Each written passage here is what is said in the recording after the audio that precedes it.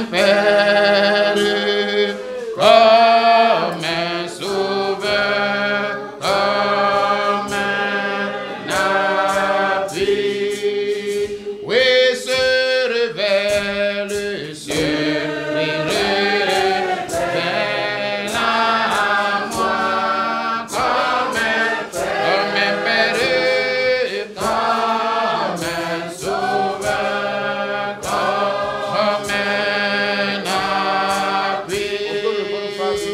Moment c'est doux, moment c'est doux, c'est doux, c'est doux de la vie.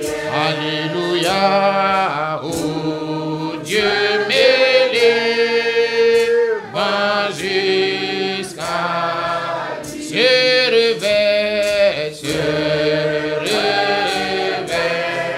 à moi comme un Père, comme un Sauveur, comme un appui. Oui, se révèle à moi, oh, comme un Sauveur, comme un Sauveur, comme un appui. Oh oui, je t'aime, oh oui, je t'aime, je te désire avec car déjà souvent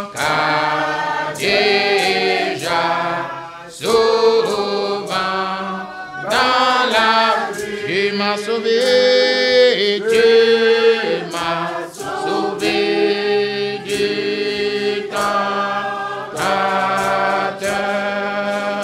car déjà souvent,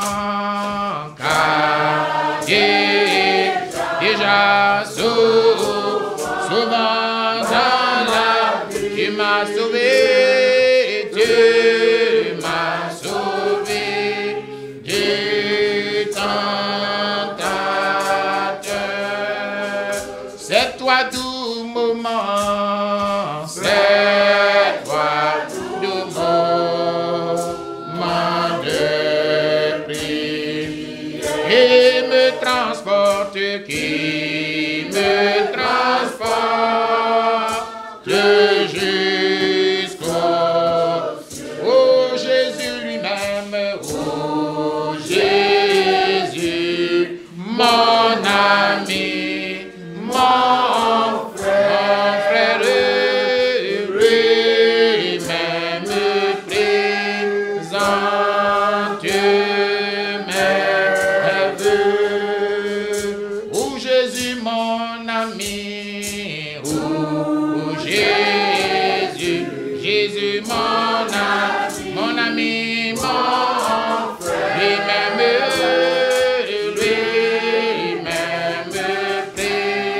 présente mes vœux. Déjà souvent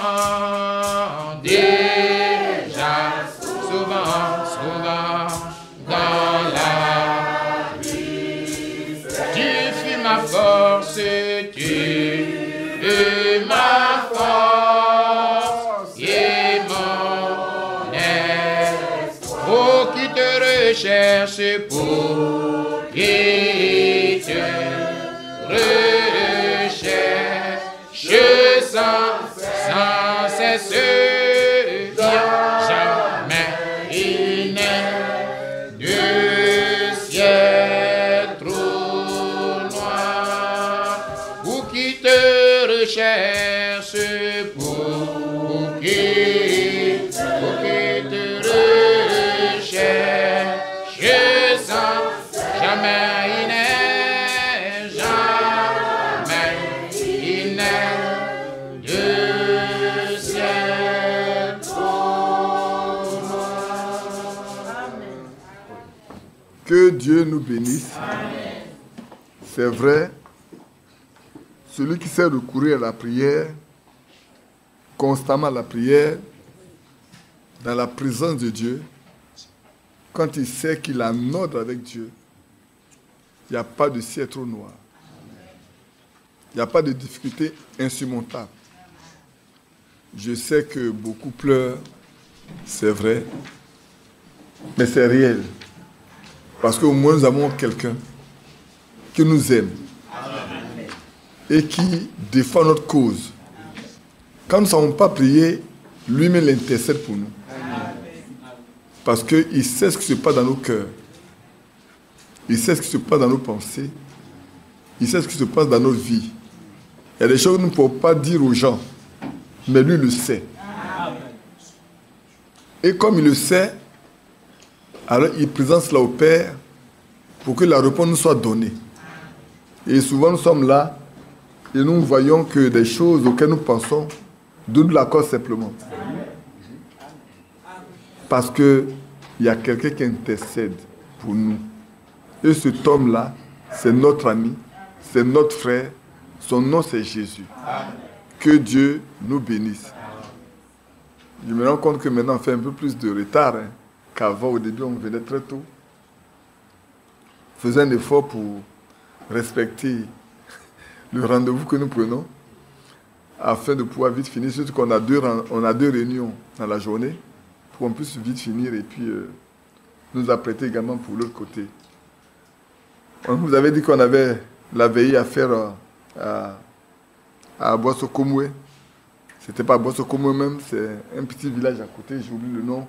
Thierry, c'est Kwadju, Kwassikro, il a 4 km à Boissokomoué.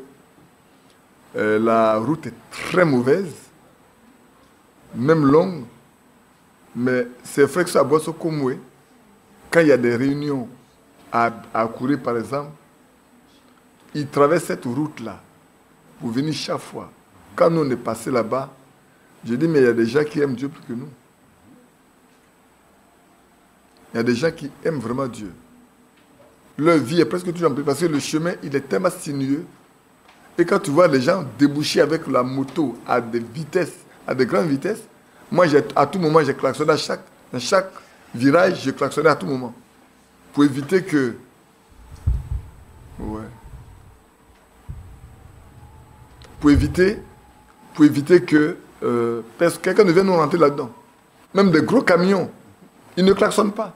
Ils viennent à grande vitesse parce qu'il y a des collines. Donc quand ils dévalent la colline là, il y en a qui n'ont pas de frein. Donc ils laissent comme ça, ils viennent en grande vitesse. Il y a un même qui a failli, s'il n'avait pas klaxonné auparavant, j'ai senti que dans le village, il y a quelqu'un, il a klaxonné juste. Et puis il a freiné. Donc je débouche, je le vois, il a freiné, il a arrêté. Moi aussi, bon, on s'est arrêté. Et puis bon, on s'est déplacé. Mais priez pour ces frères-là, priez pour eux, parce que avec tout ce qui se passe, ils sont quasiment isolés. On raconte tellement de choses que quand vous entendez, vous vous demandez même si vous n'êtes pas le diable en personne. Hier, il y a un qui nous a perdu près de 3 heures de temps ici, avec Thierry. Il est venu pour parler. On l'a écouté, on a parlé. Quand on lui a dit, il dit, mais c'est le serviteur fidèle qui dit, quand il a dit, on doit le faire, on doit faire. Je lui ai dit, même quand Frère Dama aura dit, si je ne peux pas mettre ça sur la Bible, là, je laisse ça de côté.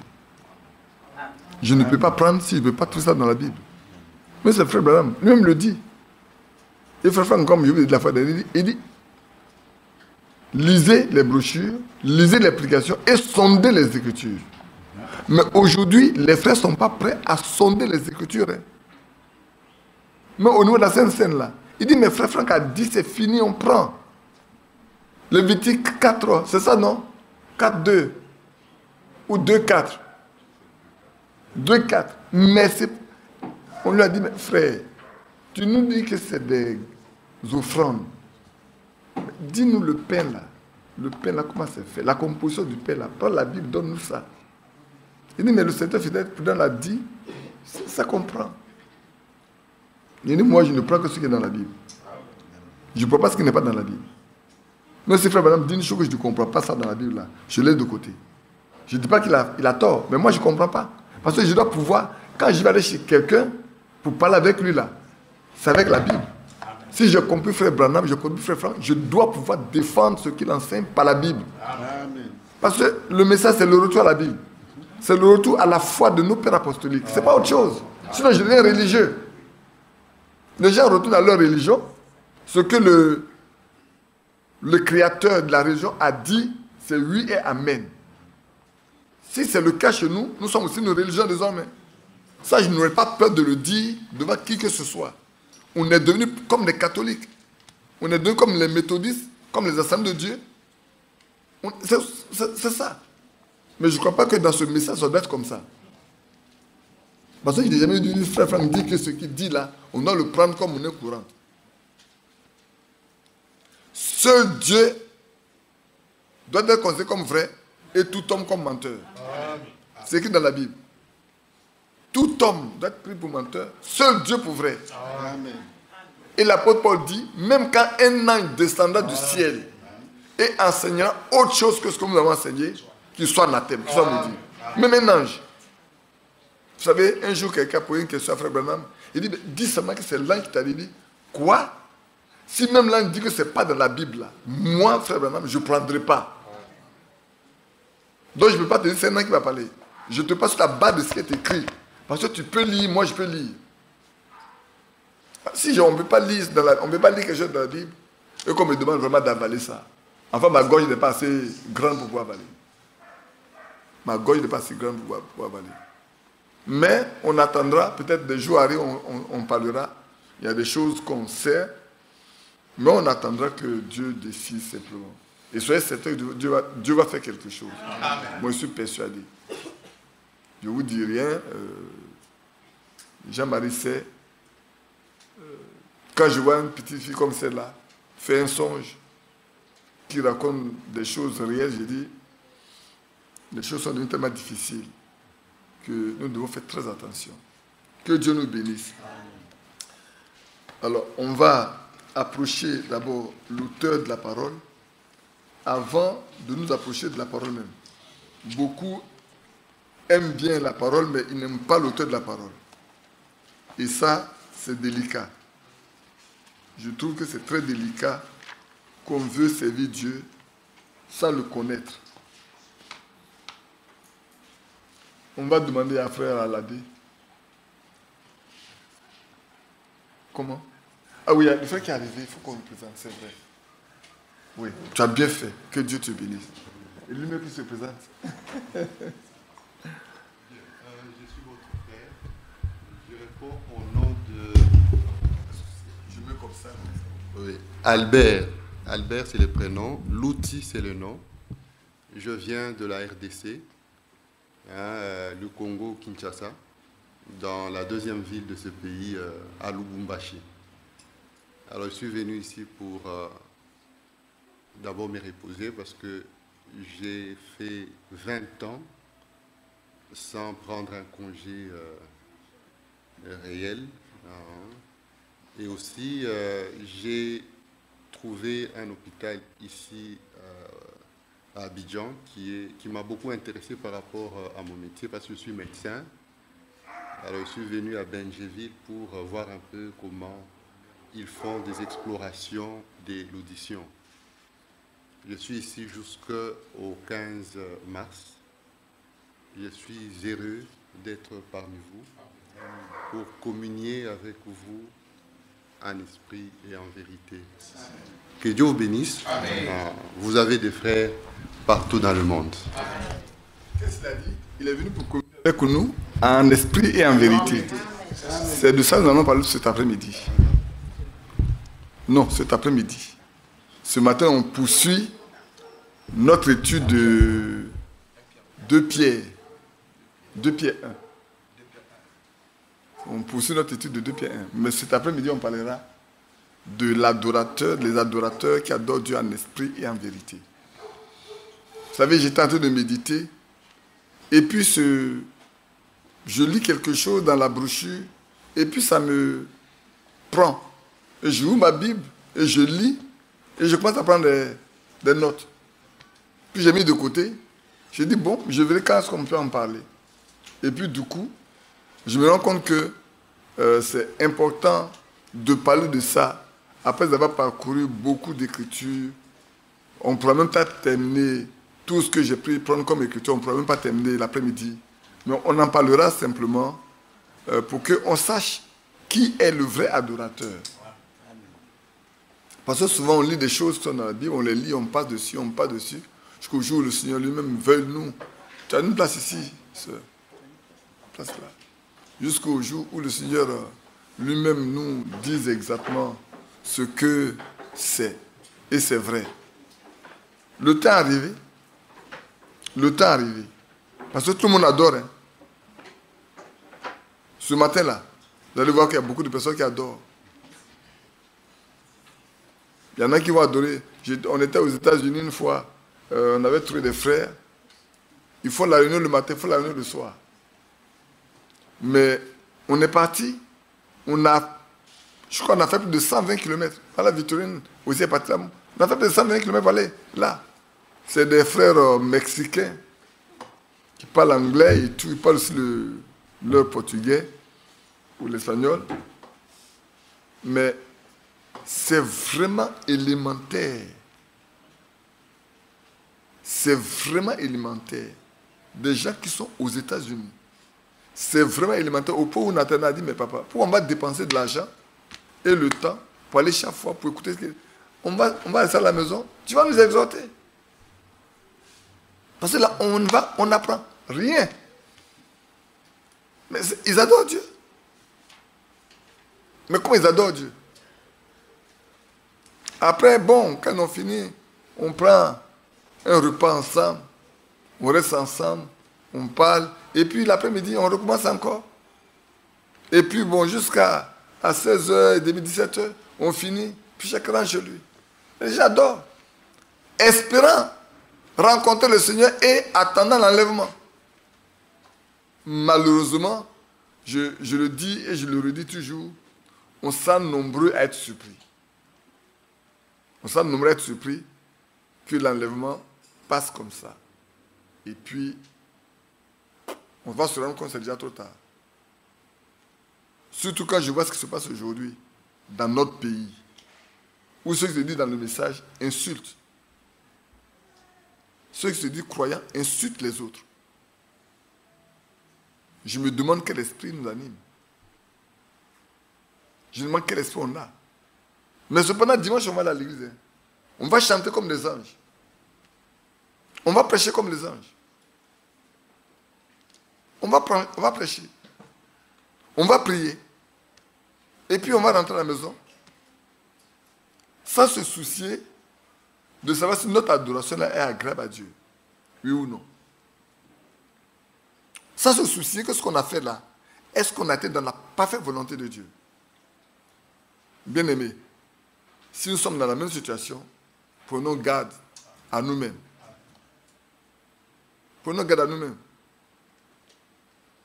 Prenons garde à nous-mêmes. Parce que je ne crois pas que quelqu'un puisse aller s'asseoir à la même table que Paul, qui a versé son sang pour cet évangile-là. J'aime dire, cet évangile ruisselle du sang des saints. Cet évangile-là, il ruisselle du sang des saints. D'abord, le Seigneur lui-même est mort pour nous sauver. Ensuite, les apôtres. Et beaucoup de croyants sont morts pour cet évangile-là. Et nous avons la liberté, le calme. Et on peut parler mal des gens, sans respect, sans retenue. Que Dieu nous aide. Vraiment que Dieu nous aide. On va prier. Comme le frère déjà dit de prier. Bien-aimé Père Céleste,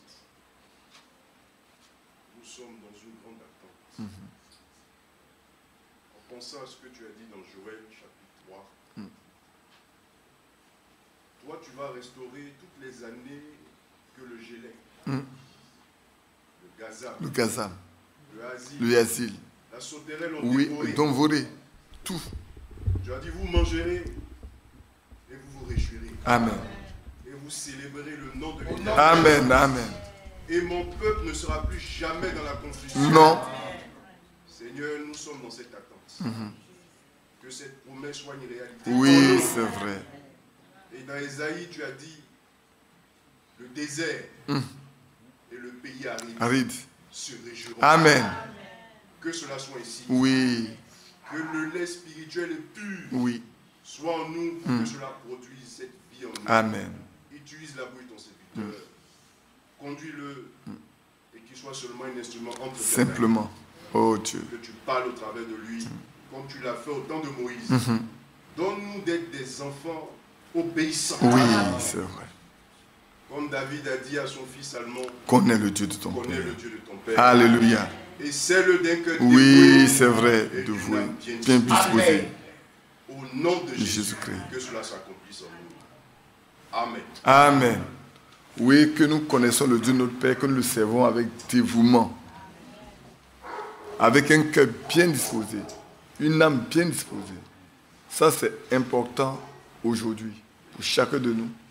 C'est vraiment important. Donc, nous allons poursuivre notre étude de 2 Pierre chapitre 1. On a parlé de la foi. On a parlé de la vertu. C'est vrai.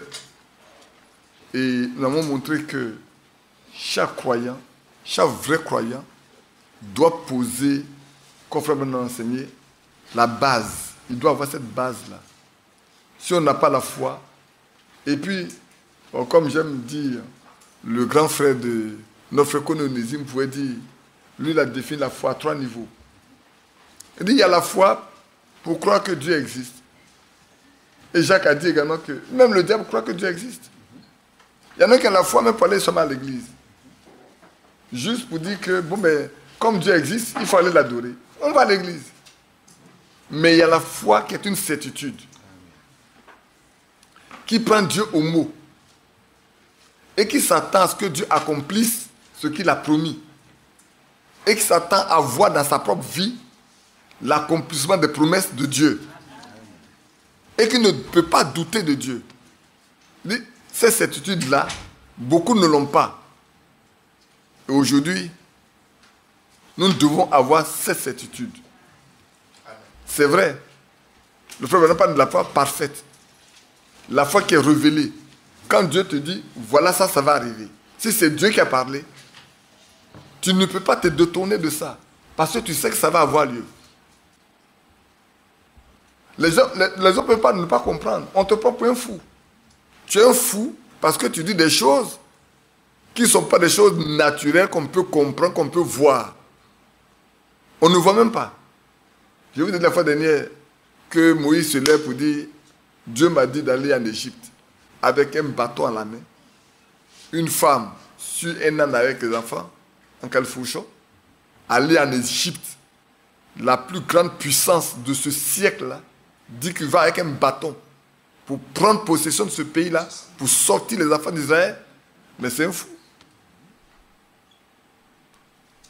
Abraham dit en son temps, à l'âge de 90 ans, il dit, mais Dieu a confirmé ce qu'il m'a dit à 24 ans, que j'aurai un fils de Sarah, qui a 49 ans. Quoi? 89 ans. Lui, il a 99 ans. Il dit, Dieu m'a dit que l'année prochaine, là, cet enfant naîtra. Alors, les médecins, ce temps-là, regardent Abraham et disent, attends, ce vieux, est-ce qu'il n'est pas resté trop longtemps au soleil? Il doit être fatigué. On dirait que la mort n'est pas loin, c'est pour ça qu'il parle comme ça. Il délire un peu. Mais il sait qu'il y a quelqu'un qui lui a parlé, qui est infaillible. Amen. Celui qui lui a parlé là, il est infaillible. Ce qu'il dit arrive. Et puis, on s'est moqué de lui. On s'est moqué de Sarah. Mais l'année qui suit là, l'enfant est né. On voit Sarah passer. On dit, ah, non. Elle a mis des chiffons ici pour tromper les gens. Elle a mis un chiffon et puis elle a attaché ça pour qu'on pense qu'elle est enceinte. De toute façon, nous, les Ivoiriens, on dit, ça ne va pas derrière, ça vient toujours devant. Quand une femme enceinte, elle, ça va derrière. Non, ça pousse par aller devant. On va voir. Elle a mis chiffon, peut-être demain, elle va mettre le chiffon, après demain, elle va mettre quoi? Et après, elle va mettre quoi? Peut-être un gros morceau de mousse pour qu'on pense. Mais si c'est vrai, c'est 9 mois, hein. Le plus c'est 10, quand c'est trop. Et puis, quand c'est arrivé là,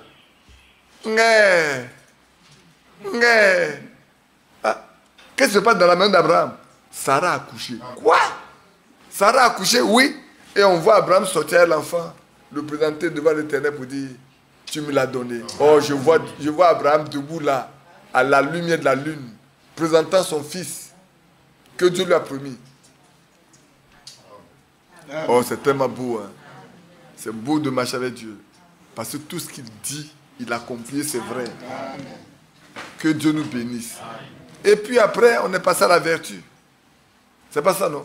Et on a démontré que la vertu, c'est la puissance. C'est la force. Parce que la femme qui a la perte de sang, là, quand elle a touché le Seigneur, une vertu est sortie de lui. Il dit, une force est sortie de moi. Et nous, les croyants, qui devons être revêtus de Christ, si on n'a pas cette vertu-là, c'est que ce n'est pas avec lui que nous marchons. Ah non. Parce qu'il a dit, les œuvres que j'ai faites, vous les ferez aussi. Parce que je vais au Père et vous en faites de plus grandes. Donc, ce qu'il a fait là, si tu es avec lui, si tu marches avec lui, si tu es en lui, tu ne peux que le faire. Parce qu'il a dit, les œuvres que je fais, ce n'est pas moi qui le fais, c'est le Père qui est en moi qui les fait. Donc si lui, il habite en toi, ce n'est pas toi qui les fais, mais c'est lui qui les fait aussi. Et aujourd'hui, c'est un élément, moi je pense que c'est un élément pour distinguer les enfants de Dieu. Il y en a qui courent après, mais il y en a qui s'accompagnent. Il y en a qui sont venus faire des efforts pour jeûner, pour prier, pour faire tout pour que les miracles se fassent dans leur vie. Il y en a qui marchent simplement. Et je vous ai montré que l'apôtre Paul n'avait pas besoin de faire des efforts. Non.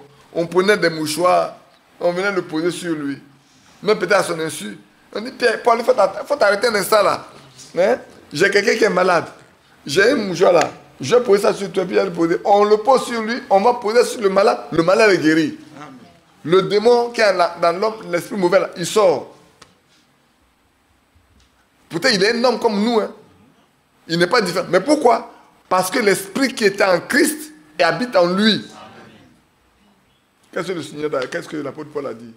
Il dit l'esprit qui a ressuscité Jésus-Christ d'entre les morts. S'il habite en vous, il rendra la vie à votre corps mortel. Donc votre corps mortel là, va avoir la vie. Et cette vie-là, on peut la voir, une vie agie. Une vie agie. Le jour, je parlais de ça. J'ai dit, là où il y a la vie, il n'y a pas la mort. La mort ne peut pas avoir lieu. Et c'est là où la soeur est tombée, morte, et puis on vient l'amener dehors. Ce n'est pas dehors où c'est toute la vie. Dehors, là, il n'y a pas la vie. C'est ici où on parle de Dieu vivant, là, où il y a la vie. Il dit, là où les enfants de Dieu se réunissent, dans Psaume 133, si je ne me trompe pas bien, il dit, c'est là que Dieu envoie la vie, la bénédiction et la vie. C'est pas ça? Alors, on est réunis là, et puis tout à l'heure, quelqu'un va tomber. Et puis on dit non, il faut aller chercher un médecin. C'est que Dieu n'est pas au milieu de nous. Dieu n'est pas au milieu de nous. Alors on va chercher un médecin. Tout à l'heure, quelqu'un va tomber. Boum. On dit, il n'y a pas un médecin, pas des médecins. Il y a deux médecins, ils sont côte à côte même. On dit qu'ils sont côte à côte. Frère, venez voir. Il dit, il faut qu'on aille à l'hôpital. On est à l'hôpital. Est-ce que le Seigneur vous a dit qu'il faut aller à l'hôpital? Il vous a prescrit l'hôpital. Il ne vous a pas dit que si vous priez pour les malades seront guéris. Il n'a pas dit que si vous saisissez les serpents, ils ne feront pas de mal. Il n'a pas dit que si vous buvez même quelque chose mortel, cela ne vous fera pas de mal. Dieu, il n'a pas dit ça. Moi, ce qui est écrit, je le prends à la lettre. Quand c'est écrit, je le prends au pied de la lettre. Si ça ne s'accomplit pas en moi, c'est moi qui suis fautif. Parce que la parole est vraie. Amen. Et il a dit, c'est une promesse qui est faite. Je dois rentrer en possession de cette promesse-là. Amen. Donc la vertu là, c'est vrai pour nous. Et on a parlé de Pierre également. Pierre, les gens s'entendent. Ouais, comment frère? Les gens le connaissent, ceux qui marchent avec Dieu. Il y a des gens qui peuvent ne pas aller à l'église, mais quand vous passez, ils savent que vous êtes chrétien. Moi, des gens qui ont des malades chez eux à la maison, ils font tout. Et puis ils apprennent que Pierre va passer dans la vie là aujourd'hui. Mon cher, chacun soulève son malade, le met au dos. Il va au bord de la route et le dépose. Chacun soulève son parent qui est enchaîné. Il vient le mettre ici. Chacun fait ce... Il dit, on espère que son nombre va passer sur eux. Son nombre, seulement son nombre, passer sur eux. Et si son nombre passe sur eux, ils vont guérir. Pas qu'il va prier pour eux. Pas qu'ils vont toucher son corps. Mais son nombre, la lumière le frappe. L'ombre de son corps là va guérir les malades. Frère, je ne sais pas si on comprend bien le privilège qu'on a. Et aujourd'hui, comme on peut le dire, le ministère qui a été exercé, qui n'a jamais été exercé auparavant, c'est ce que Dieu a donné à Frère Branham. Et nous sommes témoins. Nous lisons, nous écoutons, nous voyons. Et nous sommes comme des morts-nés. Excusez-moi le terme, mais nous sommes comme des morts-nés. Nous sommes admiratifs. Mais le message a été donné pour qui? Pour nous. Le message a été donné pour nous. Pour que elle crée en nous la vie qui est en Dieu. Cette vie qui est en Dieu là soit créée en nous. Pourquoi nous sommes des petits dieux? Et l'apôtre Paul a continué, l'apôtre Pierre a continué et dit, il faut ajouter à la foi la vertu, à la vertu la connaissance. Donc ce matin, on va parler un peu de connaissance. On va parler un peu de la connaissance de qui, la connaissance de quoi, qu'est-ce qu'on doit connaître, à quoi ça nous sert, la connaissance. Pourquoi l'apôtre Pierre dit de connaître, d'ajouter la connaissance? Mais ça devait s'arrêter, si on a la foi, on a la puissance, ça devait s'arrêter là. Il dit non, ce n'est pas suffisant. Il faut ajouter la connaissance. Donc on va lire un peu. Allons-y ouvrir notre Bible. Il est déjà 10h30. On va aller un peu plus rapidement. Mais en parlant posément, bien sûr, en ne courant pas, parce qu'on n'est pas en train de faire une course de fond, pour dire qu'on va se précipiter. Si on n'a pas fini, mais ce n'est pas sûr qu'on finisse aujourd'hui, on pourra reprendre dimanche prochain, tranquillement. C'est le verset 5 que nous lisons. Hein. Mais j'aime lire le verset 1 et 2 d'abord chaque fois. Parce que c'est important, ça permet à tous de faire attention. Pour que vous compreniez ce que je viens de vous dire là, il faut que vous compreniez ça bien. Je lis le verset 1 et 2 là. Alors faites le lien avec comment Pierre a vécu. Simon Pierre, serviteur et apôtre de Jésus-Christ, à ceux qui ont reçu en partage une foi du même prix que la nôtre. Voilà Pierre, le patron, qui après la Pentecôte est devenu un homme vaillant, courageux, et un homme dont l'ombre peut guérir les malades. Il dit, je parle à ceux qui... Et l'apôtre Pierre fait une différence. Hein. Il dit, je parle à ceux qui ont une foi semblable à la nôtre. Je ne m'adresse pas à tout le monde, je m'adresse à ceux qui ont une foi semblable à la nôtre. C'est pas vrai? Par la justice de notre Dieu, du Seigneur Jésus-Christ, que la grâce et la paix vous soient multipliées par la connaissance de Dieu. L'apôtre, il a déjà introduit ici le mot connaissance. La grâce et la paix ne peuvent vous être multipliées que si vous connaissez Dieu. Il n'y a pas de grâce pour quelqu'un.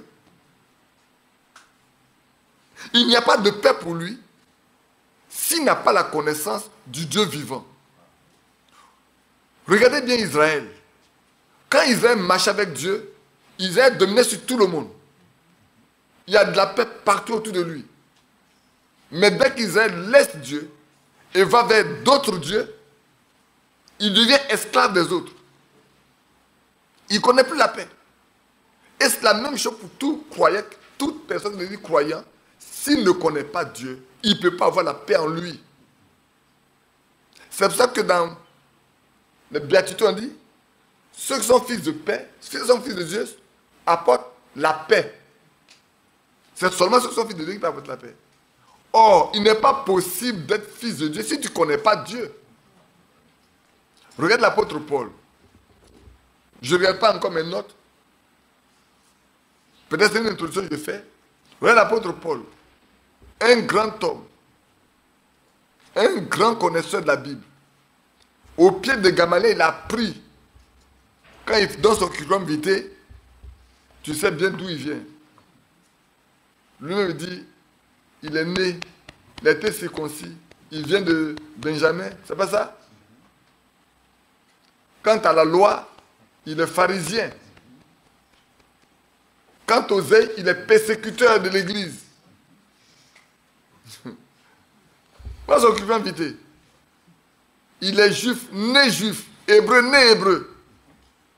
Circoncis le 8e jour. Parce qu'il n'est pas donné à tout le monde d'être circoncis. C'est seulement ceux qui sont hébreux, nés hébreux, qui sont circoncis le 8e jour. Lui, l'apôtre Paul. Mais il ne connaissait pas le Dieu qu'il prétendait servir. Il ne le connaissait pas. C'est pour ça qu'il dit, en matière de zèle, là, je suis persécuteur. Je donne mon accord, j'étais même meurtrier, parce que je donne mon accord pour qu'on tue Étienne. Paul le dit. Mais c'est lui qui nous dit, nous devons connaître le Dieu de nos pères. Paul le dit aussi.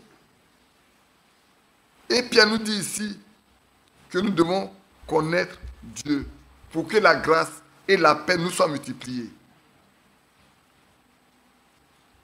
Frère, alors, donc, on connaît Dieu. Quand on connaît Dieu, c'est alors qu'on a la paix. C'est alors que Dieu nous multiplie sa grâce. La grâce de Dieu sous le salut qui nous a été manifestée là. Alors il le multiplie pour nous. C'est important. Et l'apôtre Paul dit ici, après avoir ajouté à la foi la vertu, il faut aussi ajouter la connaissance. Qu'est-ce que c'est que la connaissance alors? Qu'est-ce qu'on doit connaître? Tout à l'heure, je viens de dire, la première chose que nous devons connaître, c'est Dieu lui-même. Et c'est pour ça que, permettez-moi de citer, frère, il dit, je préfère connaître l'auteur du livre, même si je ne connais pas le livre lui-même, mais je préfère connaître l'auteur du livre. Vous voyez, on est dans une maison, non? Il y en a qui peuvent connaître la maison, mais il ne connaît pas le propriétaire de la maison. Or, si tu connais le propriétaire de la maison, pour rentrer dans la maison, c'est facile. Mais tu ne connais pas le propriétaire de la maison, tu ne peux pas rentrer, tu vas mettre devant la porte, ta personne te connaît, tu ne vas pas rentrer. Mais quand tu connais le propriétaire de la maison, tu te mets devant la porte, on te connaît, tu vas rentrer tout de suite. C'est la même chose. Si tu ne connais pas le Seigneur, tu ne peux pas rentrer chez lui pour savoir qu'est-ce qu'il a. Parce que c'est en lui que se trouvent toutes les richesses. Amen. Tu viens être béni, mais c'est en lui que se trouve la bénédiction. Tu veux être sauvé, mais il faut le connaître. Alors, on va lire dans Jean, parce que je vais vous donner quelques versets pour ne pas que vous dites qu'il apparaît seulement. Non, lisons Jean 17, 3. On va lire Jean 17, 3. On va insister un peu ici. Jean 17, verset 3. Il n'y a pas de verset 1. Après avoir ainsi parlé, Jésus leva les yeux au ciel et dit, Père, l'heure est venue. Glorifie ton Fils, afin que ton Fils te glorifie. Jésus a parlé à ses disciples, et là il s'est arrêté. Il a levé les yeux au ciel. Oh, c'est émouvant. C'est quand quelqu'un est touché par quelque chose, il y a quelque chose qui le traîne. Alors il lève les yeux. Tout à l'heure, j'ai vu des soeurs se lever, des frères se lever. Parce que quelque chose se passait dans leur cœur. Dieu savait ce qui se passait dans leur cœur. J'ai vu beaucoup lever la main alors qu'on chantait. Ce n'est pas les cascagnettes, ce n'est pas la mélodie. Ce sont les paroles qui ont touché leur cœur et qu'ils ou elles présentaient dans leur cœur leur pensée à Dieu. Amen. Devant ce fait de se tenir debout là, Dieu savait ce qui se passait dedans. Devant la main qui est levée, Dieu savait ce qui est caché derrière. Et il dit, Père, l'heure est venue, glorifie ton Fils afin que ton Fils te glorifie. Selon que tu lui as donné pouvoir sur toute chair, afin qu'il accorde la vie éternelle à tout ce que tu lui as donné. Il demande au Père de le glorifier, pour que lui aussi glorifie le Père. Selon qu'il lui a donné le pouvoir sur toute chair. Jésus a pouvoir sur toute chair. Sur les hommes comme sur les animaux. Sur la nature. Sur toutes choses. Parce qu'on a vu après qu'il a dit, tout pouvoir m'a été donné dans le ciel et sur la terre. Alors qu'est-ce qui reste? Frères, sœurs, si nous avons celui qui a tout pouvoir dans le ciel et sur la terre, si tu l'as pour toi, de quoi auras-tu peur? De qui auras-tu peur? Qu'est-ce qui va te manquer? Si tu ne manques pas de foi, rien ne va te manquer. C'est pour ça qu'on a bien chanté, tout est possible à celui qui croit. Tout est possible à celui qui croit. C'est la loi de la foi. La loi de la foi, c'est que rien ne soit impossible à toi. Si tu crois, tu verras la gloire de Dieu. Et devant, il se trouve devant la mort. Un homme mort il y a plus de 3 jours. Il lui dit, mais ma fille. Et il a fait exprès pour ne pas venir à temps. Son meilleur ami se mourait. On lui a envoyé un message. Il a traîné là-bas encore pendant des jours. Et puis quand le moment est venu, il a dit, allons réveiller notre ami, il dort. Il dit, mais s'il dort, il va se réveiller. Il dit, non, allons-y, il est mort, allons-y. Maintenant qu'il est mort là, allons-y. Et dès qu'il est arrivé dans la ville, que la nouvelle est parvenue aux sœurs de son ami, qui a couru la première? C'est Madre Samari qui a couru la première. Elle a couru l'arrivée. Elle dit, mais si tu étais là, ton ami ne mourrait pas. Oh là là, ça ne vous touche pas. Si tu étais là, ton ami là, il ne mourrait pas. Parce qu'on sait que tu as le pouvoir d'enlever la maladie, d'enlever la mort. Mais tu n'es pas venu, la mort est passée avant toi. Il dit, où on l'a mis? La mort est venue avant, c'est vrai. Mais vous l'avez mis où? Il dit, c'est pas la peine. Il sent déjà. Est-ce que sentir là a quelque chose à voir avec moi? Ça n'a rien à voir avec moi. Il sent déjà. C'est pour vous qu'il sent déjà. Pour moi, il ne sent pas. C'est pour vous qu'il sent. Pour moi, là, il ne sent pas. Dites-moi où on vous l'avait mis. Viens et vois. Ah, c'est dans cette pierre-là. Mais enlevez-moi la pierre. Frère, peut-être vous ne savez pas. Mettez-vous, imaginez-vous un peu les événements. Déjà, le corps est en putréfaction. Il sent. Il faut ouvrir la pierre. Quelle odeur qui va sortir de là? Quelle odeur? Bon, les gens, il est macabre ce type-là. Le gars est mort depuis. Il n'est pas venu. Il veut montrer quoi à qui? Mais lui dit, si tu crois. Amen. Je ne t'ai pas dit, si tu crois, tu verras la gloire de Dieu. Faites votre effort là. Votre effort que je vous demande là, c'est d'enlever la pierre. Le reste m'appartient. Si vous êtes capable d'enlever la pierre, vous avez mis devant là. Moi, je vais vous montrer que je suis capable aussi. Et on dit, il a pleuré Lazare. Alors, c'est dit, mais à la mort de Lazare, il a pleuré. Devant la tombe de Lazare, il a pleuré. C'est non. Mais quand il a redressé ses épaules pour dire à la mort, sors. Sors. La mort, libère. Quitte là. Et le corps en putréfaction se remet à nouveau. Amen. Le corps qui est en train de pourrir là se refait complètement comme quand il n'était pas encore mort. Il dit, déliez-le, laissez-le aller. Vous l'avez bandé, vous avez attaché tout pour protéger, vous l'avez embobé avec tout ça là. Enlevez-moi tout ça là. Laissez-le aller. Et le mois est sorti. Amen. Et le jour où il doit aller pour sa crucifixion, il passe à Béthanie d'abord pour voir son ami. Et il était à table.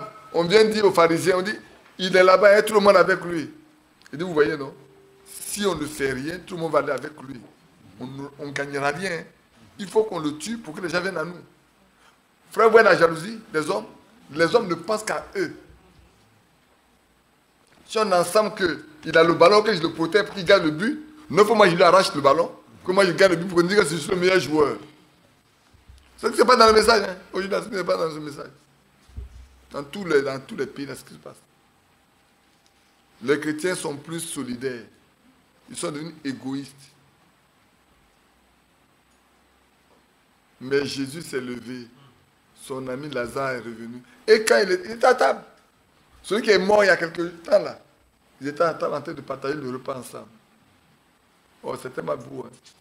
Un jour, nos corps qui sont dans les tombes là, un jour, quand le Seigneur poussa le cri, les tombeaux s'ouvriront, ces morts sortiront. Et tous les morts de tous les âges qui sont d'éternellement vont sortir. Former un bon corps ensemble là, ils vont être portés sur les nuées. Et les vivants seront transmués. Ils vont changer en un clin d'œil, c'est fini.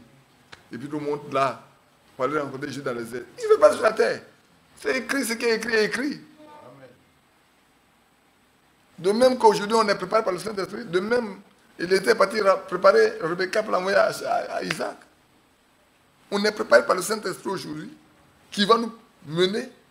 Parce que celui qui n'a pas le Saint-Esprit là, il ne pourra pas aller. Parce qu'il n'y a pas de vie dans ton corps mortel. Il faut que ton corps mortel là ait reçu la vie éternelle. Pour que tu puisses aller vers celui qui est éternel. Alors, je continue. Selon que tu lui as donné pouvoir sur toute chair, afin qu'il accorde la vie éternelle à tous ceux que tu lui as donnés. Bien-aimé, sachez une chose. Si quelqu'un vient à la foi et qui part, restez tranquille. S'il est de Dieu, il reviendra. S'il n'est pas de Dieu là, vous pouvez l'attaquer, venir le débrouiller dans l'église. Il s'est incrédule. Vous savez, un jour, je lisais un témoignage d'un homme qui a prêché l'évangile pendant des années. Et puis à un moment donné, il est découragé. Il a déchiré tout ce qu'il a prêché. Il a dépouillé sa Bible. Il est partagé un casier de bière. Il vient s'asseoir. On lui a dit, vous me laissez à cette affaire de Dieu là. Il a bu son casier de bière. Il n'a pas mis du temps. Il est mort. Qu'est-ce que vous pensez? Là, je vous pose une question. Qu'est-ce que vous pensez? Il est perdu, non?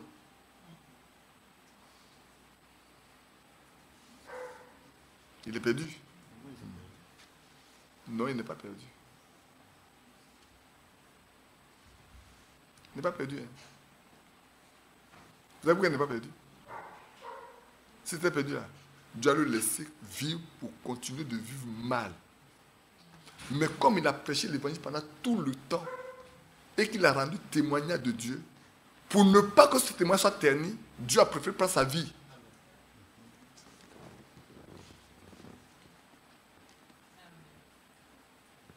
Dieu a préféré le prendre pour que le témoignage reste. Non. Celui qui est perdu là, il doit vivre longtemps avec sa mauvaise vie pour qu'on puisse le lui demander.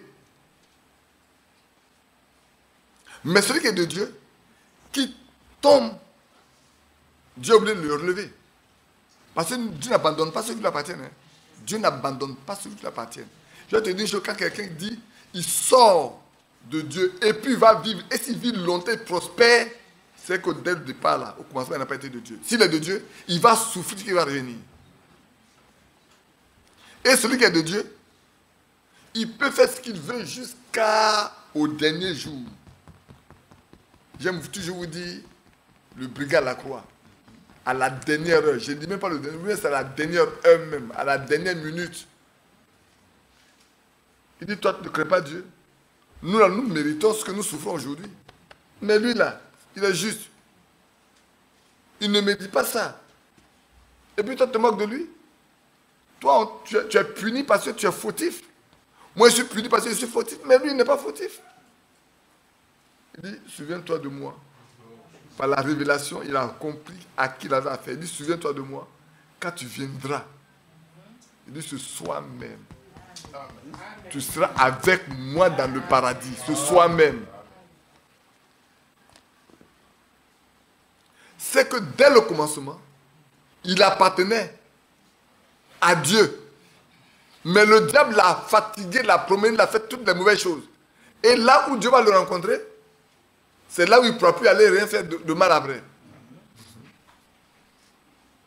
Et Dieu a appris sa chose. Là, il a subi, selon les hommes, la plus difficile des épreuves. Selon les hommes, on lui a fait souffrir, on l'a fait souffrir normalement, selon les hommes. Mais devant Dieu, c'était là où il devait rencontrer son Dieu. C'est le lieu, le seul Dieu unique où il devait rencontrer son Dieu là. C'était à la croix. À la croix où mourut mon sauveur. Je suis venu briser de douleur. Là, son sang purifia mon cœur. À son nom la gloire. À son nom la gloire. À son nom la gloire. Là, c'est à ce lieu-là que son sang purifie mon cœur. C'est pour ça que son nom la gloire. Il y a une fontaine qui est ouverte, non? Oh, fontaine face péché. Donnant la vie. Dans la vie au cœur d'ici. Là, Jésus me retient attaché. À son nom. À son nom, la gloire. À son nom la gloire. À son nom, la gloire. À son nom. À son nom, la gloire. Oui, c'est vrai. Jésus me retient attaché. À son nom la gloire. À son nom la gloire. Maintenant, regarde le verset 3 dont je parlais. Dans le verset 2, selon que tu lui as donné pouvoir sur toute chair, afin qu'il accorde la vie éternelle à tout ce que tu lui as donné. Or, la vie éternelle, c'est qu'ils te connaissent, toi le seul vrai Dieu, et celui que tu as envoyé, Jésus-Christ. Frère, ici, la vie éternelle, là, c'est qu'ils connaissent Dieu. Si quelqu'un ne connaît pas Dieu, il ne peut pas avoir la vie éternelle. Si quelqu'un ne connaît pas qui est Jésus, ça l'a dit, nul ne connaît le Père, si c'était le Fils. Nul ne connaît le Fils, c'est le Père. Et c'est celui à qui le Fils veut le révéler. C'est une connaissance par révélation. Il faut que Dieu te révèle qui est le Père. Regardez bien Philippe qui a marché avec lui pendant des années. Il dit, tu nous parles chaque fois du Père. Mais montre-nous le Père, ça nous suffit. Il dit, mais Philippe, depuis que je suis avec toi, tu ne m'as pas connu. Tu ne sais pas que le Père a moi et que je suis dans le Père. Mais celui qui m'a vu a vu le Père. Le Père n'est pas ailleurs. Il a moi. Je suis en lui. Lui et moi, nous sommes un. Et alors, c'est lui, si tu veux avoir la vie éternelle, il faut le connaître. Frère, ne vous contentez pas de lire. Ne vous contentez pas d'aller à l'église. Vous avez à aller à genoux jusqu'à ce que vous rencontrez Dieu personnellement. Oui, beaucoup n'ont pas rencontré le Seigneur. C'est pour ça qu'on peut parler de façon vulgaire, sans retenue. Mais celui qui a rencontré le Seigneur, il a de la retenue. Et ça veut dire l'apôtre Pierre peut dire, les temps sont proches. Soyez sobres. Amen. Et vaquez à la prière. C'est-à-dire consacrez-vous à la prière. Aujourd'hui, les gens ne prient plus. Moi, quand Dieu n'est pas là aujourd'hui, un jour il est arrivé quelque part, et puis vers 2h du matin, il se lève pour prier. Et puis il se lève là. C'est les soi-disant du message. Hein. Et bien il se lève et dit, mais tu fais quoi là? Pourquoi tu te mortifies comme ça? Et puis à 2h du matin, tu te lèves pour prier. Mais ça, c'est une mortification inutile. C'est déjà fini. Le Seigneur est mort pour nous, il nous a sauvés. Et toi, tu as envie de te mortifier. Il a dit, ah bon. La Bible n'a pas dit que nous devons prier. De prier sans cesse. Donc, chez vous, on ne peut plus prier. Moi, chez moi, là, Dieu a dit de prier sans cesse. Il dit, priez, demandez et l'on vous donnera. Cherchez, vous trouverez. Frappez, on vous ouvrira. Si pour vous, là, c'est fait, c'est autre chose. Mais pour moi, là, c'est fait. Hein? Mais il m'a dit des ordres, il m'a donné des ordres que je dois obéir, auxquels je dois obéir. Beaucoup ne connaissent pas le Seigneur. Beaucoup n'ont que la lettre. Ils n'ont pas l'esprit. C'est pour ça que après, ils donnent en parler. Ils ont la lettre, mais ils n'ont pas l'esprit.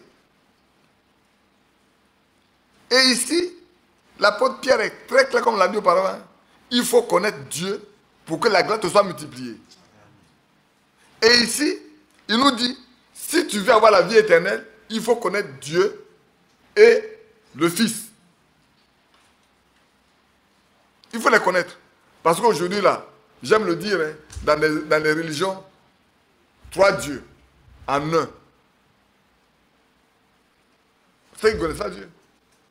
Abraham avait-il 3 dieux à adorer? Jacob a-t-il adoré 3 dieux? Tu ne veux pas demander un juif d'adorer 3 dieux? Lui connaît qu'il y a un seul qui est éternel.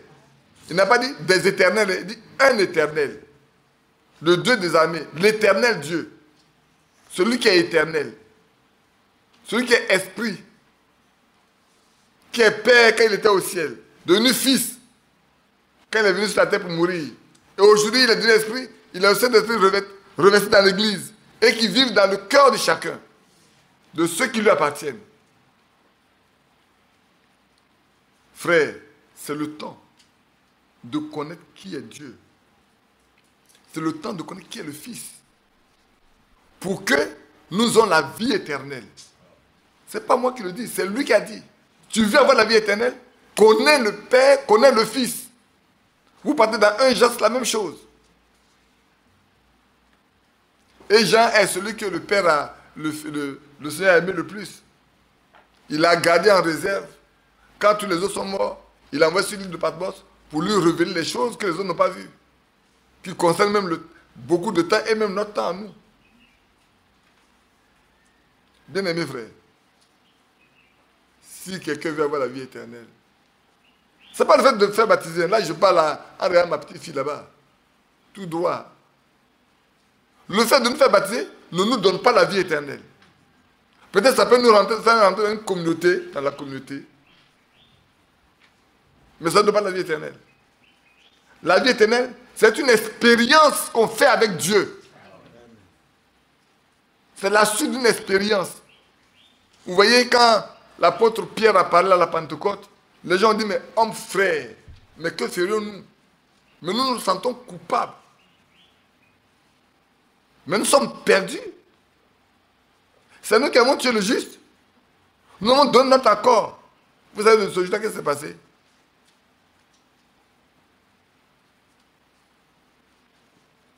je lisais avec les enfants Matthieu 23. Je vais vous le lire. Je dois lire le son, mais je vais vous lire une chose dedans. Vous allez voir qu'est-ce qui s'est passé à la crucifixion avant d'aller à la crucifixion là. Regardez ce que le Seigneur leur a dit. Et puis, ils vont demander la même chose eux-mêmes. Dans Matthieu 23, je vais lire la partie du verset 33, mais c'est le verset 36 qui nous intéresse. Mais c'est pour mieux comprendre la pensée, je lis la partie du verset 33. Serpent, race de vipère, comment échapperez-vous au châtiment de la géhenne? C'est pourquoi voici, je vous envoie des prophètes, des sages, des scribes. Vous tuerez, crucifierez les uns, vous battrez. Ouais, c'est dans le futur, hein. Il parle au futur. Vous battrez de verges des autres dans vos synagogues et vous les persécuterez de ville en ville, afin que retombe sur vous tout le sang innocent répandu sur la terre, depuis le sang d'Abel, le juste, jusqu'au sang de Zacharie, fils de Baraki, que vous avez tué entre le temple et l'autel. Je vous le dis en vérité, tout cela retombera sur cette génération.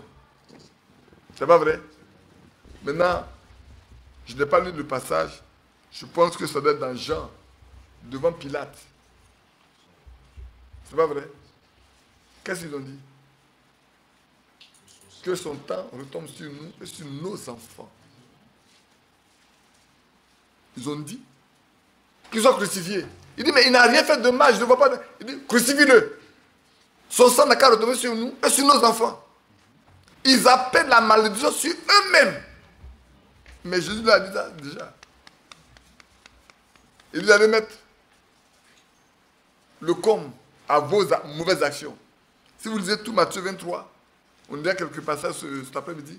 Si vous lisez tout Matthieu 23, il leur a dit, hypocrite, hypocrite, hypocrite, aveugle hypocrite, aveugle hypocrite.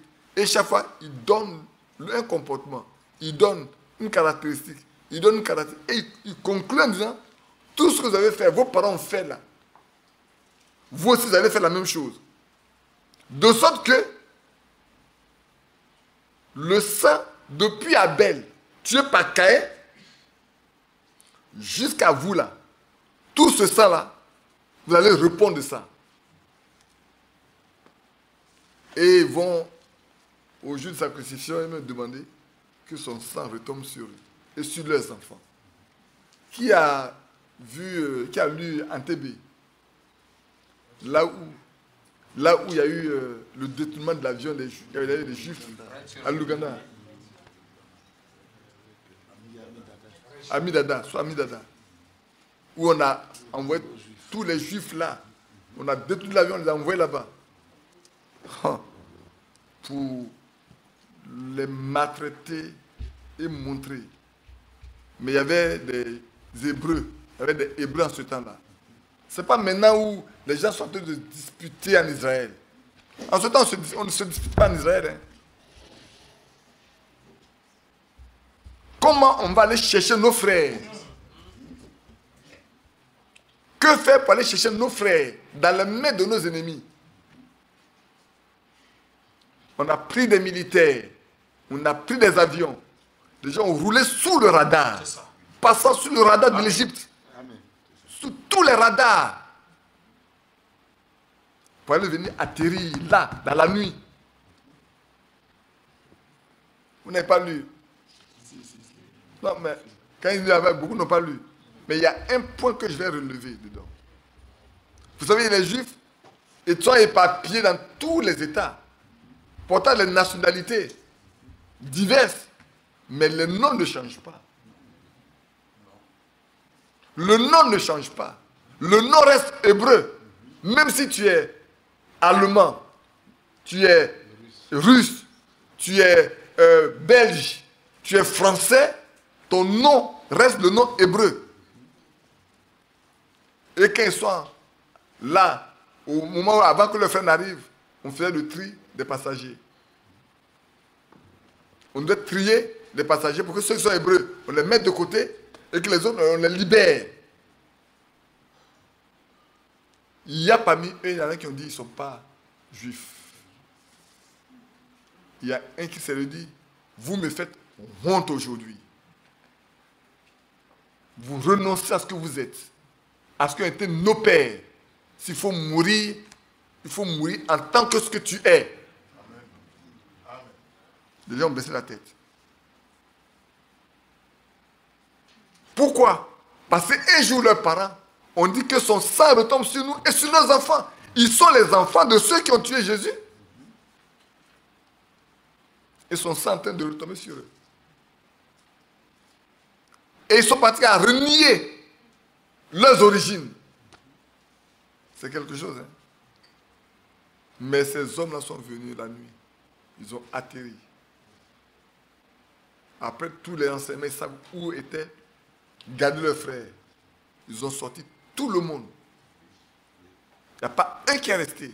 Ils les ont tous embarqués. Je crois qu'il y a le frère de l'un des premiers ministres israéliens, j'oublie son nom aujourd'hui, Netanyahou, c'est son frère qui était capitaine sur quelqu'un qui a été tué. Mais ils ont emporté son corps. Ah oui. Godamei a dit, s'il n'y a pas d'homme pour aller chercher, les femmes iront. Ah oui. S'il n'y a pas d'homme pour aller chercher les juifs, mais les femmes iront. Et les hommes se sont levés.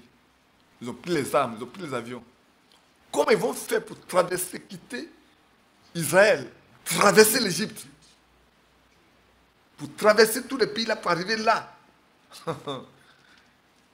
Ah, quand Dieu est avec toi, c'est bon. Hein? Oh oui. Je me demandais si Dieu n'avait pas brûlé les radars même. Ils sont passés sur tous les radars. Ils n'ont pas été détectés. Il n'y a pas eu un avion qui a été détecté. Il n'y a pas eu un plan de vol. Habituellement, les avions, ils donnent des plans de vol. Il n'y a pas de plan de vol. Ils ont atterri à l'aéroport. Et ils savaient où se trouvait leur frère. Dans quel salle on les a empaquetés. Ils ont été sortis chacun. La nuit, ils ont mis tout le monde dans l'avion. Tout le monde. C'est au moment où ils devaient partir qu'il y a la messe s'est rendu compte. Et en tirant là, le petit frère de Netanyahou, oui, est tombé mort. Mais ils l'ont pris. C'est son grand frère, non? Oui, c'est son grand frère. Il est tombé mort. On a mis dans l'avion. Parce que c'est un héros. Il est parti au combat pour sauver ses frères. Il est tombé les armes à la main. Aujourd'hui, nous, ce n'est pas la même chose. Bien au contraire. Un frère en train de mourir, il faut on se sent tellement content. On n'a qu'à mourir, vite, on va l'enterrer. Oui, c'est vrai. Or, la vie éternelle, c'est qu'ils te connaissent. Amen. Toi, le seul vrai Dieu. Vous savez pourquoi le Seigneur dit le seul vrai Dieu? Parce qu'il y a beaucoup de dieux. Il y a beaucoup d'idoles que les gens adorent. Oui, les gens adorent beaucoup de types de dieux. Aujourd'hui, dans la chrétienté, les gens adorent beaucoup de dieux. Mais il faut connaître le seul et unique vrai Dieu pour l'adorer. Si tu ne le connais pas, tu ne peux pas l'adorer. Si tu ne le connais pas, tu ne peux pas avoir la vie éternelle. Tu veux avoir la vie éternelle, il faut le connaître. C'est pour ça que, frère, l'apôtre Pierre dit, ajoutez de la connaissance. La connaissance de qui? D'abord, la première connaissance que vous devez avoir, c'est la connaissance de Dieu. Qui il est? Qui il est pour toi? Tu le connais? Souvent les gens disent, non, je suis là. Un jour, je prêchais, je dis, je ne connais pas Mathias. Ça a choqué beaucoup de personnes. Je ne le connais pas. Je connais son faciès, son visage, sa forme, mais je ne le connais pas. Je ne peux le connaître que si je connais l'esprit qui est en lui. Et l'apôtre Paul dit, désormais nous ne connaissons plus personne sur la chair. Si avant c'était le cas, maintenant c'est plus la même chose. Il faut connaître les hommes selon l'esprit. Parce que l'esprit qui est dans l'homme, c'est lui qui le conduit.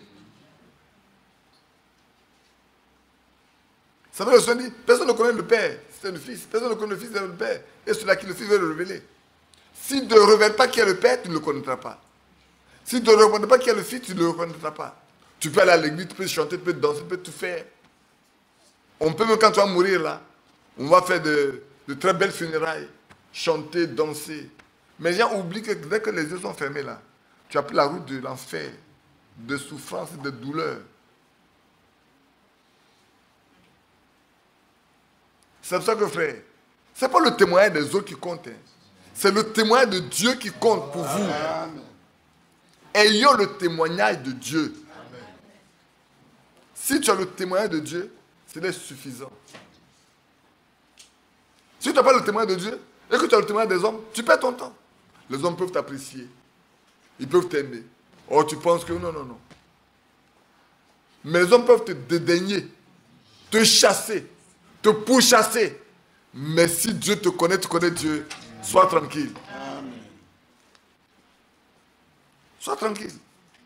David connaissait Dieu. Ses frères ne connaissaient pas Dieu. C'est vrai qu'il ne peut pas combattre contre Goliath. David lui connaissait Dieu. Mais ses frères ne connaissaient pas Dieu. Donc il ne peut pas les combattre contre un homme qui est plus fort qu'eux. David connaissant Dieu, le pouvoir de Dieu, la puissance de Dieu, la capacité de Dieu, que Dieu est avec lui, il peut aller combattre contre quelqu'un qui est plus grand que eux tous. Et qu'il est parti, il a remporté la victoire. Ça crée beaucoup de jalousie, c'est vrai, mais Dieu l'a fait. Je vois David sortir du champ de bataille avec la tête de ce géant et son épée à main. Le petit garçon venant. Tous les Philistins ont commencé à fuir. On dit, mais notre... Comment on appelle ça? Notre chef, notre leader, notre chef a été tué, on a coupé sa tête. Si on reste ici, nous sommes tous morts. Chacun a pris ses pieds au cou. Appelé. On laisse les armes, on fuit. Autant on peut se fuir. On peut fuir pour sa femme à la maison. Il pense à sa femme, il pense à ses enfants. Alors ça donne le courage à Israël. Le géant est tombé. On met en paix. Les autres fuient. S'ils fuient, ceux qui sont déjà en débadane, on peut aller les poursuivre. Mais il y a eu un qui connaissait Dieu. Il y a un qui connaissait Dieu. Les autres ne connaissaient pas Dieu. Ils étaient grands, de taille, beaux, forts peut-être. Mais ils ne connaissaient pas Dieu. Mais il y a un qui connaissait Dieu dans le secret. Et qui avait une communion avec Dieu dans le secret. Et qui pouvait parler à Dieu. Et Dieu écoute. Frère, connaissons, dans cette connaissance-là, qu'on nous devons ajouter là, c'est connaissons d'abord Dieu. Amen. On a la foi. C'est une bonne chose. Qu'est-ce qu'il a été dit? Si même j'ai la foi à transporter toutes les montagnes, que je n'ai pas Dieu, là je dis, je transpose. À la place de l'amour, je transpose. Je viens à Dieu, je ne connais pas Dieu, ça ne sert à rien. Je peux faire tous les miracles, parler toutes les langues de la terre, faire tous les miracles. Mais si Dieu n'est pas avec moi, parce que Matthieu 7 l'a dit, hein, il y en a qui vont faire beaucoup de miracles. Mais à la fin, il a dit, je ne vous connais pas. Retirez-vous de moi, vous qui commettez l'iniquité. Je ne vous connais pas. Sortez de là. Mais nous avons guéri les balades en ton nom. Oui. Nous avons chassé les démons en ton nom. Oui. Judas aussi a chassé les démons en son nom. Judas aussi a guéri les malades. Mais Judas est parti en son lieu. Vous aussi, vous faites tout ça. Mais si vous ne le connaissez pas, vous irez en votre lieu. Ceux qui le connaissent.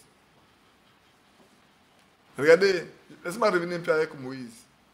Moïse pensait qu'il était très fort quand il était en Égypte. Il avait toute la connaissance égyptienne. Il connaissait l'armurerie où se trouvaient toutes les armes d'Égypte. Mais il dit, bon, c'est pas ça.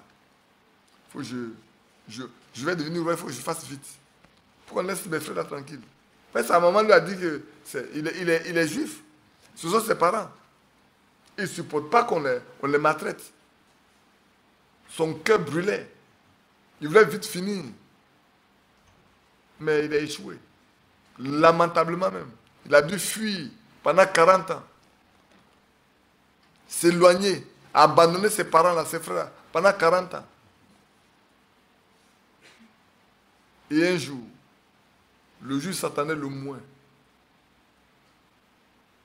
il arrive quelque part là, dans le mont Sinaï. Il voit du feu là, dans le buisson. C'est bizarre. C'est pas comme aujourd'hui chez nous, les gens fument la cigarette. Et puis il peut jeter un mégot quelque part, et puis ça peut enflammer. Et puis là, il a passé ici à plusieurs reprises, il n'a jamais vu les traces de personne. Mais qu'est-ce qui se passe qu'aujourd'hui, à celui-là, il y a une flamme dans le buisson. Je vais m'approcher pour voir de quoi il est question. Est-ce que je n'ai pas une illusion optique par hasard? Et il s'approche, il l'examine, il veut bien examiner. Il dit, Moïse! Quoi? Il y a quelqu'un dans le désert ici qui me connaît? Il y a quelqu'un ici? Moïse! N'approche pas. Enlève tes souliers. Car la terre sur laquelle tu es là est une terre sainte. Waouh! Il me connaît. Je suis le Dieu de ton père. Oui. Je suis le Dieu d'Abraham, d'Isaac et de Jacob. J'ai entendu le cri de mon peuple. La souffrance que le fait endurer les Égyptiens. Je suis descendu, mais je t'envoie. Moi, Moïse. Moïse, il connaît l'armée égyptienne. Hein? Il comment les Égyptiens maltraitent les gens. Il va aller se faire maltraiter. Il dit non. Il n'a pas envie d'aller. Il dit, moi, je vais te donner 2 signes pour que tu saches que c'est moi. Il dit, mais quand j'allais demander, moi, ben le nom. Dis-le que celui qui suit. Je suis celui qui suit. C'est là mon nom. Dis-le ça. S'il ne croit pas au premier signe, il croit au second signe.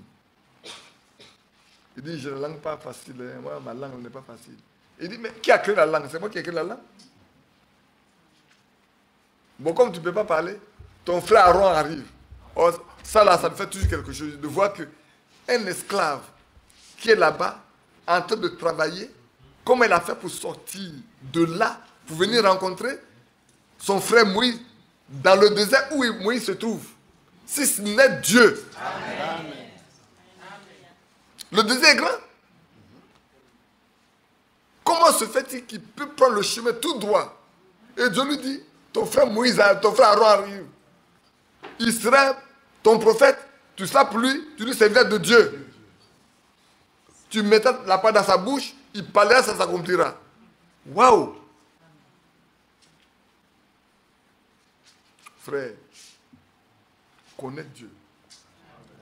Avant, il ne connaissait pas Dieu. Donc, il ne peut pas délivrer Israël. Mais là, il connaît Dieu. Et il a vu ce que Dieu est capable de faire. 2 miracles sur le champ. Un bâton qui devient serpent, un serpent qui devient un bâton, une main pure qui devient une main lépreuse, et qui devient normale. Ah non, ça, je n'ai jamais vu ça. Même en Égypte, j'ai vu les gens faire des miracles, mais ça, ils n'ont jamais pu faire ça. C'est vraiment Dieu. Ma mère m'a parlé du Dieu d'Abraham, d'Isaac et de Jacob. Mon père, quand il était encore petit, quand il était dans la maison, on m'en a parlé. Donc c'est vraiment lui. Parce que notre grand-père, arrière-grand-père, Isaac, là, il est né quand sa maman avait 90 ans. Et quand notre père Abraham avait 100 ans. Donc le miracle, là, il est capable de le faire. Il est capable. Et le miracle qu'il a fait là, ça c'est vrai. Ce n'est pas la même magie que j'ai vue en Égypte, ce n'est pas la même chose. Là-bas, on fait des incantations d'abord, et puis les choses arrivent. Mais ici, là, il dit fais ceci, puis ça fait ceci, ça arrive là. Ça, c'est pas la même chose. Connais le Dieu de ton père. Connaissons le Dieu de nos pères Abraham. Connaissons le Dieu de nos pères Isaac, Jacob. Connaissons le Dieu que nos pères, les apôtres, ont servi. Connaissons-le. Hein? Frères, connaissons l'éternel Dieu. La première connaissance qu'on devait ajouter à la foi, c'est que nous avons rencontré Dieu personnellement. et qu'on le connaisse. Vous vous souvenez du petit témoignage de la petite dame, la petite qui devait être parmi les gens qui devaient rencontrer, voir le roi là, non? Notre frère m'a parlé. On les a alignés, il y avait le roi qui devait passer, et puis on les a tous donné des petits drapeaux. Quand le roi devait passer, ils devaient agiter leur drapeau. Vous voyez que tout le monde n'a pas le même souci, le même besoin. Chacun a un souci, chacun a un besoin. Alors, quand le roi passait, tous les enfants agitaient leur drapeau. L'enfant, notre fille aussi agitait son drapeau. Mais quand le roi est passé, là, il s'est mis à pleurer. Il s'est mis à côté. On cherche tous les enfants là, on ne la trouve pas. Et puis on la trouve. On la voit en train de pleurer. Mais qu'est-ce qu'il y a? Tu n'as pas vu le roi? Il dit si, j'ai vu le roi. Tu n'as pas agité ton drapeau? Si, j'ai agité mon drapeau. Mais pourquoi tu pleures? Je suis tellement petite que le roi ne m'a pas vu. C'est pour ça que je pleure. Beaucoup pensent connaître Dieu, mais Dieu ne le connaît pas. Et ça ne leur fait pas mal de voir que Dieu ne le connaît pas. Ils prétendent connaître Dieu, mais Dieu ne le connaît pas. C'est là que je dis toujours, est-ce que nous connaissons le Dieu que nous prétendons servir? Est-ce que nous le connaissons vraiment? Est-ce que nous avons été une fois en contact avec lui? Est-ce que nous avons entendu lui nous parler dans nos cœurs ou de façon audible? Est-ce que Dieu nous a parlé une fois? Et s'est révélé à nous? Pour nous donner une certitude de ce que quand nous disons, frère, ça là Dieu m'a dit, qu'on te conteste ou pas, tu sais que tu as laissé ton existence s'accomplir. Est-ce que vous êtes passé par là? Êtes-vous passé par là? Si vous n'êtes pas encore passé par là, frères et sœurs, ne donnez pas du repos à vos âmes, ni à vos genoux. Vous devez le connaître. Amen. Vous devez l'expérimenter. De sorte que demain, quand il dit une chose, vous prenez ça comme monnaie courante. C'est Dieu qui a parlé. Il n'y a rien qui soit plus, il n'y a rien de difficile avec lui. Il n'y a rien de complexe avec lui. Vous faites signe, hein? Ah oui, je donne 9 minutes. On va arrêter. À 11h30, on va arrêter. Je n'ai lu que combien d'écritures avec vous-même?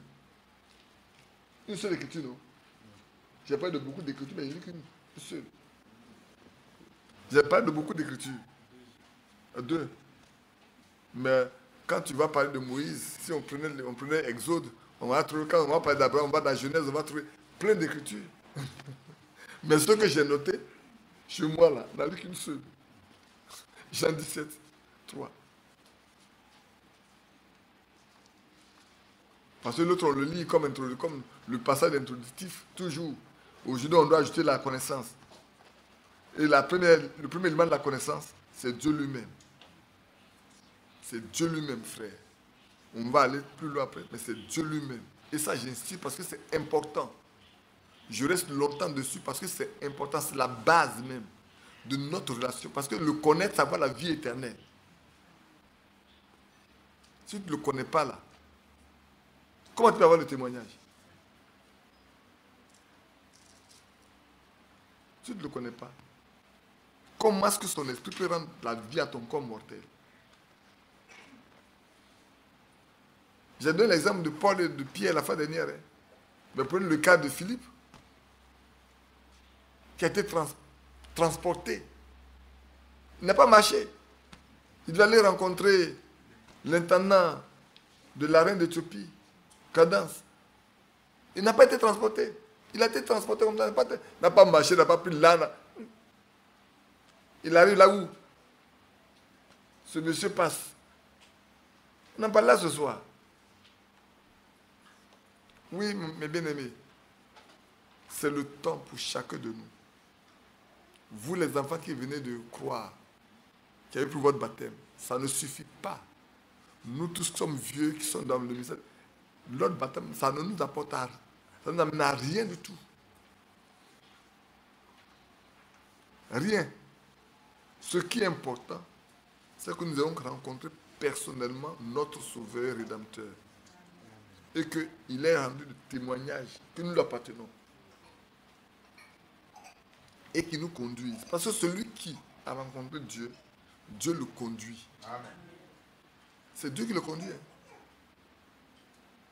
celui qui a rencontré Dieu là. C'est ce matin, il tentait de fouiller, faire un peu de ménage dans mon truc après. J'ai trouvé mon message, mon plus vieux message, comment connaître la volonté de Dieu. Avec tous les éléments, il dit, il est fort possible qu'on en reparle. Parce qu'il y a trop de jeunes dedans, au milieu de nous, il y a même qui ne connaissent pas comment connaître la volonté de Dieu. On va revenir là-dessus pour que beaucoup sachent comment connaître la volonté de Dieu. Mais pour connaître la volonté, il faut le connaître d'abord. Hein. Si tu ne le connais pas, comment tu vas connaître sa volonté? Que Dieu nous bénisse. C'est vrai. Il est venu les morts pour nous. On le chante. Mais si on l'a expérimenté, sa mort là. La Bible dit, quand il est mort, nous aussi on est mort avec lui. Quand on l'a enterré, nous aussi nous avons enterré. Quand il est ressuscité, nous aussi nous sommes ressuscités. C'est pas ce qu'il dit? Est-ce que ça peut écrit? Est-ce que vraiment tu es mort avec lui? Est-ce que vraiment tu es ressuscité avec lui? Est-ce que vraiment tu as été enseveli avec lui pour ressusciter avec lui? Pose-toi la question. Tu ne réagis pas? Parce que celui qui est mort là, il ne réagit pas. Hein? Un mort ne réagit pas. Moi, j'ai vu quelqu'un frapper un mort, son propre frère. Il est mort, son frère est mort, en plein milieu du mois. On était à Yopougon. Et il dit, mais il m'a honni. Je vais trouver l'argent où pour l'enterrer? Nous, on est au salon. Le gars, il rentre dans la chambre là-bas, il ferme la porte. Il frappe le col là jusqu'à... Ils sont... J'ai fait, il rentre, il sort. Et il m'a dit, il y a un qui a dit, alors là, donc quand il voit le corps de son frère, là, ça lui fait trop mal. Alors là. Et il rentre là, le gars doit frapper le corps. Il dit, mais qu'est-ce que tu fais? Pourquoi tu frappes le corps là? Il dit, mais il m'a honni. Actuellement, il n'y a pas d'argent. Pourquoi il n'a pas attendu la fin du mois pour mourir? Il meurt maintenant.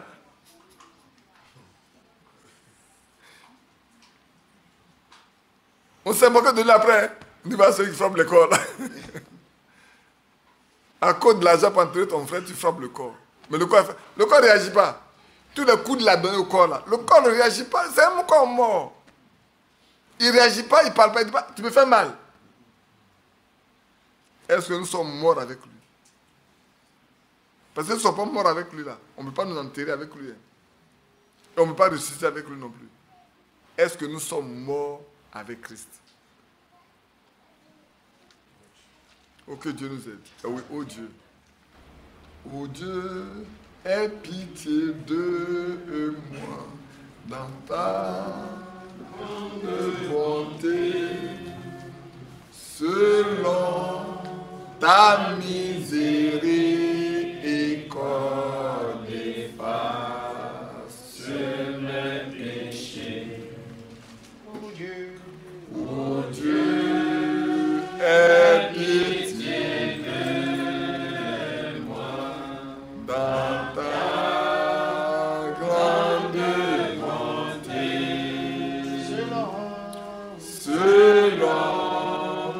Ta miséricorde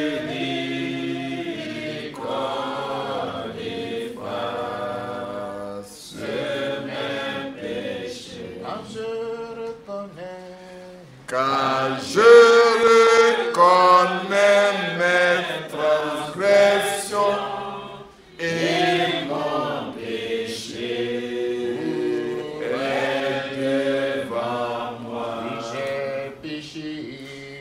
J'ai péché au roi de Sion.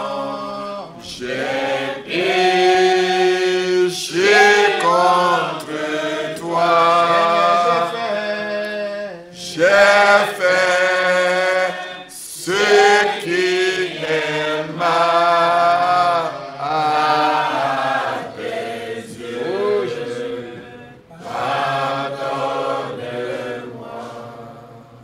Oh Dieu,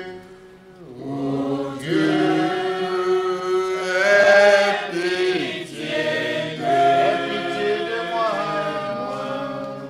Dans ta grande bonté,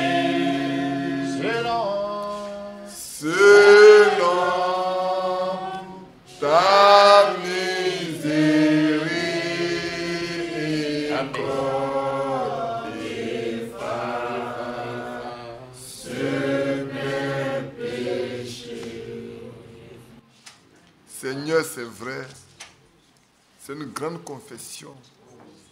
Nous reconnaissons que nous n'avons pas fait ce qui est bon devant toi.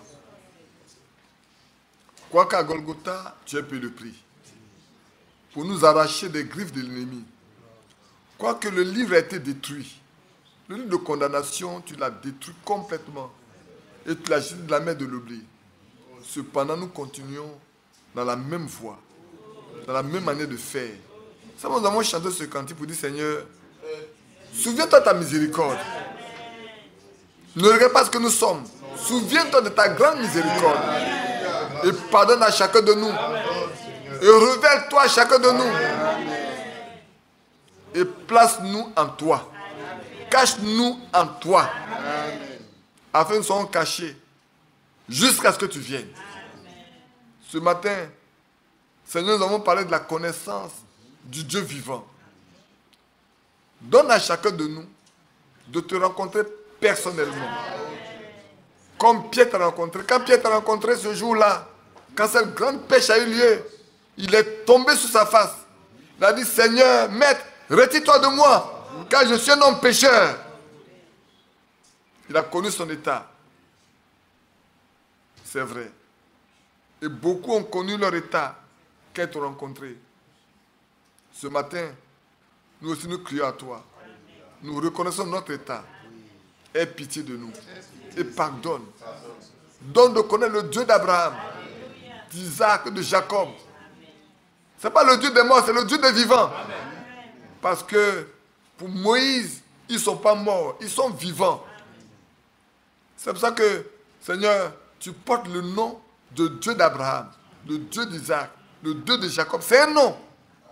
Un nom qui ne meurt pas. Oh, souviens-toi de nous. Souviens-toi des enfants. Souviens-toi des petits-enfants. Souviens-toi de nous qui sommes grands. Seigneur, place-nous dans ton corps. Et révèle-toi à chacun de nous. Que nous ayons la connaissance de Dieu pour avoir la vie éternelle. La vie qui ne passe pas. Accorde-le, je te prie, au nom de Jésus-Christ. Amen. Amen. Prépare-toi, mon frère. Prépare-toi. Prépare-toi, ma soeur. Jésus revient. Jésus revient. Jésus revient. Pour nous enlever. Jésus revient. Jésus revient. Pour nous enlever. Prépare-toi, mon frère. Prépare-toi, mon frère. Prépare-toi, ma soeur.